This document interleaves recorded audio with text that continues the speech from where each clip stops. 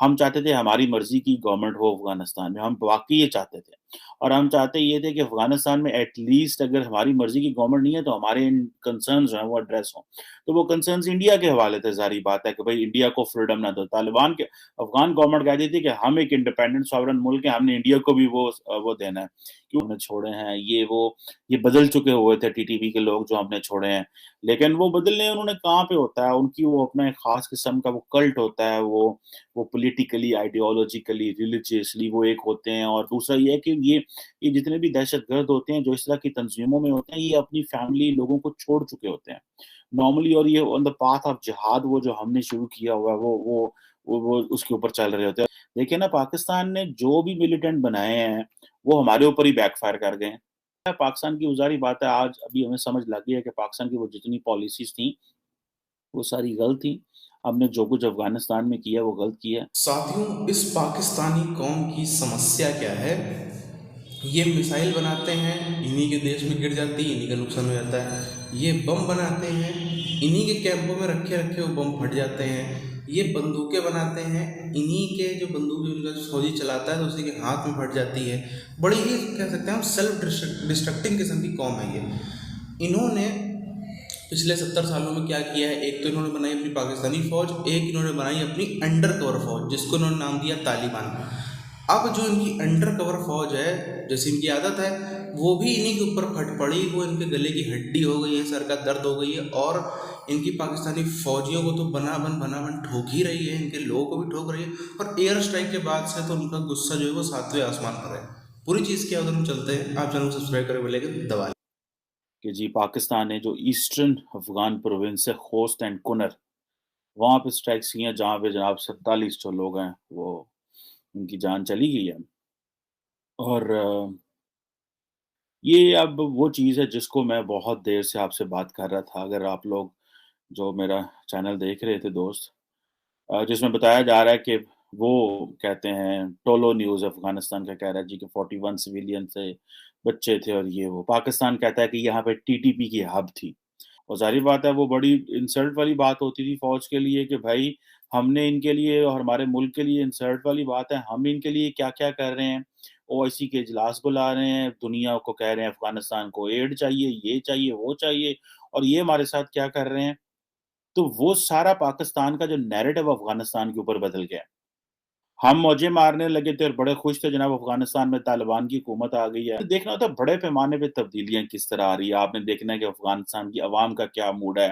अफ़गान तालिबान से पहले अफ़गानिस्तान के अंदर जो सोशो पॉलिटिकल कल्चर था, या वहाँ पे जो पॉलिटिकल कल्चर क्या है पाकिस्तान के बारे, उसको रीड करने की ज़रूरत है। उस हम चाहते थे हमारी मर्ज़ी की गवर्नमेंट हो अफ़गानिस्तान में, हम वाक़ई ये चाहते थे। और हम चाहते ये थे कि अफ़गानिस्तान में एट लीस्ट अगर हमारी मर्ज़ी की गवर्नमेंट नहीं है तो हमारे इन कंसर्न्स जो हैं वो एड्रेस हों। तो वो कंसर्न्स इंडिया के हवाले थे, ज़ाहिर बात है कि भई इंडिया को फ्रीडम ना दो। तालिबान के अफ़गान गवर्नमेंट कहती थी कि हम एक इंडिपेंडेंट सॉवरेन मुल्क है, हमने इंडिया को भी वो देना है। पाकिस्तान बार-बार ये कहता था कि जब आप इंडिया को स्पेस देते हैं अफ़गानिस्तान में, तो वो फिर हमारे लिए मसाइल पैदा करते हैं। की बात ये है कि पाकिस्तान का जो फ़ॉरेन ऑफ़िस है, उन्होंने भी जो है रिस्पॉन्ड कर दिया। और उन्होंने कहा जी 8 सिविलियन जो हैं वो मेरा ख़्याल है शायद मारे गए हैं। और कहा जी कि ये जो है वो हमारी जो सॉवरेनिटी है, उसके ऊपर अफ़गान तालिबान जो है वो कॉम्प्रोमाइज़ कर रहे हैं। वो किस तरह कि उन्होंने टीटीपी को जगह दी हुई है। वो एक दहशतगर्द जमात है, पाकिस्तान में हमले करती है, नॉर्थ वज़ीरिस्तान में, ट्राइबल एरिया में, इस्लामाबाद में, कराची में, इन जगहों पर उन्होंने हमला किया है। सुनने में ये आ रहा है कि पाकिस्तान का एक और मौक़िफ़ है और वो हम उसको जो है ना वो ओपनली उस तरह मानने को तैयार नहीं है। जो तालिबान है और जो अफ़गान गवर्नमेंट है वो मिल के पाकिस्तान के खिलाफ प्रोपेगेंडा करेंगे। आपको याद है कि जब ओआईसी की कश्मीर के ऊपर हुई कॉन्फ्रेंस, तो अफ़गानिस्तान ने अपने फ़ॉरेन मिनिस्टर को नहीं भेजा था। वो अपने आप को समझते हैं जी कि हमारी तो बड़ी गैरत है, हम तो बड़े इस तरह के लोग हैं, हम क्यों पाकिस्तान के अंदर भेजें जी। आप तो हमारे जो फ़ॉरेन मिनिस्टर्स की जो तस्वीर खींची गई थी, जो उसके ऊपर आपने हमारे फ़ॉरेन मिनिस्टर्स को नहीं बिठाया था, खड़ा किया था। और इस तरह की चीज़ें हमने छोड़े हैं, ये बदल चुके हुए थे टीटीपी के लोग जो हमने छोड़े हैं। लेकिन वो बदलने उन्होंने कहाँ पे होता है, उनकी वो अपना एक ख़ास किस्म का वो कल्ट होता है, वो पॉलिटिकली, आइडियोलॉजिकली, रिलिजियसली वो एक होते हैं। और दूसरा ये है कि ये जितने भी दहशतगर्द होते हैं, जो इस तरह की तंज़ीमों में होते हैं, ये अपनी फैमिली लोगों को छोड़ चुके होते हैं। नॉर्मली और ये ऑन द पाथ ऑफ जिहाद वो जो हमने शुरू किया हुआ है, वो उसके ऊपर चल रहे होते हैं। देखिए ना, पाकिस्तान ने जो भी मिलिटेंट बनाए हैं, वो हमारे ऊपर ही बैकफायर कर गए हैं, और हम जो है वो रियासत के खिलाफ गन नहीं उठाएँगे एंड और इस तरह की चीज़ें।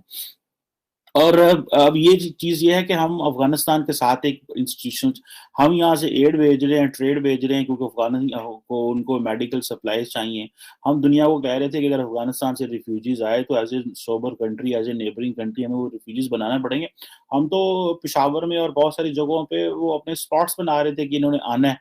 तो ये जो चीज़ें हैं, मैं समझता हूँ जिसे आप कह लें कि मामलात कंट्रोल से बाहर होते जा रहे हैं। ये है कि अफ़गानिस्तान के तालिबान को जितना प्रेस कर सकते हैं करें, जितना दबा सकते हैं दबाएँ, क्योंकि उनके लिए जो ठंडी हवा का झोंका है वो पाकिस्तान है। क्योंकि हम उनको दुनिया में मेनस्ट्रीम करने की कोशिश कर रहे हैं, लेकिन ये है कि हम ज़ाहिर बात है वो गैप भी नहीं छोड़ सकते। सो यकदम उनके साथ जो है वो हमें बैकडोर पे चले जाना चाहिए। उन्होंने स्नब कर दिया वज़ीर-ए-आज़म साहब को। उन्होंने हमें ड्यूरन लाइन के ऊपर वो बार्ड लाइन पे बढ़ाना रहे थे, उस पे स्नब कर दिया। वो कई जगहों पे पाकिस्तान को स्नब कर चुके हैं, और हम बड़े आराम से यहाँ पे उनके जो वकील बने हुए थे, एडवोकेट बने हुए थे। मेरा ख़्याल है पाकिस्तान की वो ज़ाहिर बात है, आज अभी हमें समझ लग गई है कि पाकिस्तान की वो जितनी पॉलिसीज़ थी, वो सारी गलत थी।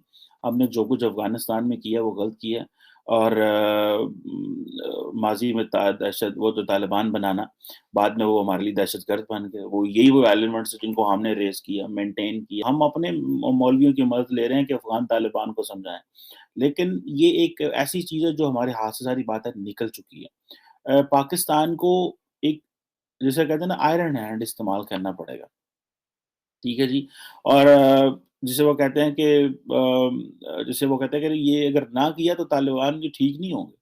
किसी को परवाह ही नहीं, वो किसी की परवाह नहीं करते। इनके साथ बड़ा केयरफुली लड़ना पड़ेगा, इनके साथ कैरेट एंड स्टिक करनी पड़ेगी, और इनको कहना पड़ेगा कि अगर आप टीटीपी के लोगों को हमारे हवाले नहीं करते, जब आप अफ़गान तालिबान पे प्रेशर डालेंगे, टीटीपी की हाइडआउट्स पे हमले करेंगे, ड्रोन्स मारेंगे, तो ये ठीक हो जाएगा। साथ इनके साथ कोऑपरेशन भी करें। यहाँ पे हमारे पाकिस्तान में, कराची में इधर-उधर वो स्ट्राइक्स कर मारेंगे आके लोगों को, पुलिस वालों को मारते हैं टीटीपी वाले आके ज़्यादातर। तो ये जो चीज़ें हैं, ये मेरा ख़्याल है कि मामलात जो हैं हमारे कंट्रोल से इसमें निकल गए हैं। और आपको पता है कि जो हमारे एक मेंबर नेशनल असेंबली हैं, मोहसिन दावड़, उन्होंने नेशनल असेंबली में खड़े होके कहा है, और उन्होंने तो बल्कि पाकिस्तान फ़ौज पे तनकीद की, जेट तैयारों ने जो अफ़गानिस्तान के सरहदी इलाकों में, हमारे पाकिस्तान के सरहदी इलाकों पे जो हमला किया है, हम इसको कंडेम करते हैं। और वो कह रहे थे कि ये हमारे लोग हैं। हमारे लोग वहाँ बैठे, ये आईडीपीज़ हैं, जो पाकिस्तानी आईडीपीज़ वहाँ बैठे हुए हैं, उनको मार रहे हैं आप लोग। और कहा कि जी के उनको उनको वापस लेके आया जाए। साथियों, पाकिस्तानी फ़ौज का ये कहना था कि उसने जो है तकरीबन 45 से 50 लोग जो है वहाँ पर मारे हैं टीटीपी के। अफ़गानिस्तान सरकार का ये कहना था कि वहाँ पर जो है वो सिविलियंस मारे गए हैं, वो भी 5 से 8। इसी के बीच में पाकिस्तान का ही एक सांसद खड़ा होता है असेंबली में और ये बोल देता है कि भाई तुमने जिसको मारा है वो पाकिस्तानी सिटीज़न ही थे। अब इसके बाद से भी बवाल जो है वो अलग लेवल पे मच रहा है। इससे बड़ी बात क्या है? पहली बात तो इससे ये समझ में आती है कि वहाँ के जो उस क्षेत्र से इलेक्ट होके आए हैं नेता, उनको भी ये बात अच्छी तरीके से पता है और वहाँ के लोकल्स को भी अच्छी तरीके से पता है कि जो केपीके की पॉपुलेशन है, वो जो वहाँ की जनता है, जो वहाँ की आबादी है, वो खुलेआम सपोर्ट कर रही है टीटीपी को, ना कि पाकिस्तानी फ़ौज को। सबसे पहला तो यहीं पे चीज़ समझ में आती है कितनी बड़ी तरीके से बगावत हम लोग देखते हैं बलूचिस्तान में। हम लोग का ध्यान ज़्यादा रहता है कि बलूचिस्तान में किस तरीके से जो है वो आज़ादी की लड़ाई चल रही है। सिंध पे भी थोड़ा बहुत रहता है, लेकिन केपीके को हम लोग हमेशा इग्नोर करते हैं। जबकि सबसे कड़ी और सबसे मजबूत जंग अगर कहीं चल रही है पाकिस्तान का अलग टुकड़ा होने की, तो वो केपीके में ही चल रही है। और उससे बात अगर आगे चल के हम देखें तो जो तालिबान सरकार है, जो अफ़गानिस्तान की सरकार है, उसने खुलेआम ये धमकियां देना चालू कर दी हैं कि अब जो है हमने अमेरिका को भगाया, हमने रशिया को भगाया, हमने दुनिया की इतनी बड़ी सुपर पावर्स को हराया, तो तुम जो हो वो 7वें आसमान में ना उड़ो, तुमको तो हम बताएंगे।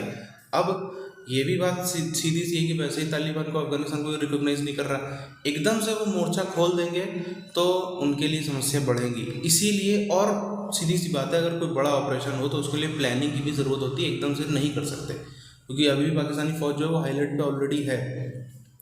अभी आप देखना, क्योंकि पाकिस्तानी फ़ौज की जो आदत है 2-4-5 दिन हाईलाइट पर रहेंगे, फिर वही वापस अपने आलसपन में आ जाएंगे। उसके बाद जैसे ही इनकी फ़ौज शांत पड़ती है, उसके बाद जो है उधर से बड़ी प्लानिंग की तैयारी चल रही है, वो इनके ऊपर होगा और बड़ी खबर सामने आएगी। अभी क्या राय है आप मुझे कमेंट करके बताइए। इस वीडियो को ऊपर खत्म करते हैं, मिलते हैं आप सारे वीडियोज़ में, तब तक के लिए जय।